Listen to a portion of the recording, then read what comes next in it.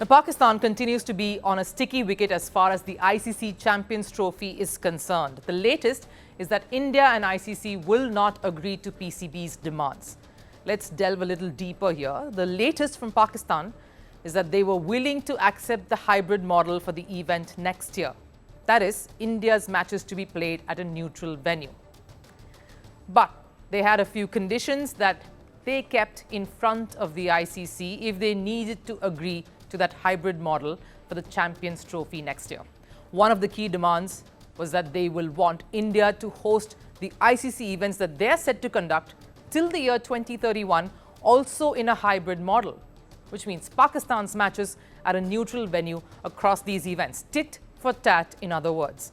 Now, while it is admirable to stand up for your rights, it's admirable to fight for your place at the ICC table, the question that will invariably pop up is, do they have the stature, the financial power, or even the necessary backing among other boards to put forth such a demand and be successful at pulling it off? Now, I understand they want to be treated as equals and they want this to be a fair deal for them. But there are many reasons why this just won't work out in the way they want it to. One, the situation in India and Pakistan are not the same.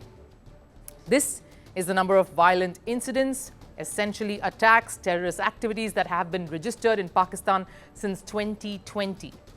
If you see the breakup, it's only been on the increase, with the number being the highest in this year, 2024. The worrying sign is not just that there have been continuous acts of violence in the country, but that it's consistently been on the rise over the last 4 years. In India, there was just one minor cafe incident in Bengaluru that injured a few people this year. You cannot compare the security situation between the two countries.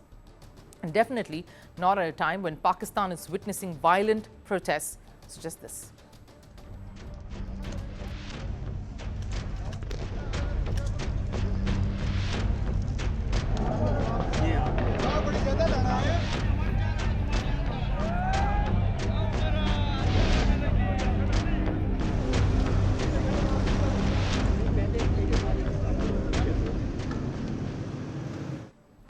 There has been much unrest just in the days preceding now when I'm speaking to you. So how can a country leverage this scenario to gain an equal footing with regards to hosting an ICC event? Two, does Pakistan have the financial stature that can pull in support from the other boards? This is where PCB, of course, stands in its share when you're talking about the ICC revenue sharing pattern. Of course, this is right till the year of 2027. You've heard about this. We've spoken about it right here. Of course, leading the pack is India. But Pakistan right there is in a single-digit figure. And there is very little chance of that changing, despite that being one of their demands, because a lot of this also depends on how much success the national side is experiencing. What is their standing in the rankings? How much cricket are they playing? And more importantly, how much in-stadia support are the teams garnering? That is fan attendance. All of that contributes to this number that you're seeing on your screens. And there is a huge parity there when compared to, say, India and other countries. Of course, when PCB came out with their demands, they received massive cheers from the public, the Pakistan fans who had denounced the PCB, saying they were spineless.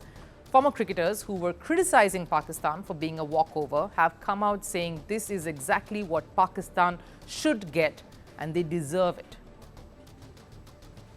Revenue and venue from 2025 to 27, important for both PCB and BCCI.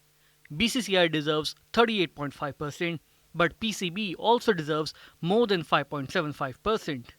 Hypothetically, if Pakistan-India final in Champions Trophy can be played in Dubai, India, Pakistan final in T20 World Cup 2026 can also be played in Colombo. This parity and equal treatment for which Mohsin Naqvi has been fighting for. I have to point out regretfully here that the Pakistan team, the Pakistan cricket set structure and the management who could have demanded this and probably have gotten some of their requests met with too is not the kind that we are witnessing currently. Today, Pakistan cricket is struggling to find a strong ground to stand on. Moving on to number 3, the biggest and probably the most pertinent reason why this just wouldn't work. Will India even dare to compromise? No. A hybrid model implies revenue sharing. Why would India relent to that given how much they contribute to the revenue model overall and how much Indian spectators contribute to the functioning and the success of any ICC event? Even the most controversial and mismanaged T20 World Cup in the US found massive attendance from fans who were Indians. The India matches garnered most crowds, most support and spectatorship. Interestingly, the new ICC chairman, Jay Shah, who's called for an ICC meeting in a day now, has not commented on the Champions Trophy matter yet. But there are all indications that Pakistan will have to settle with something else. Basically settle.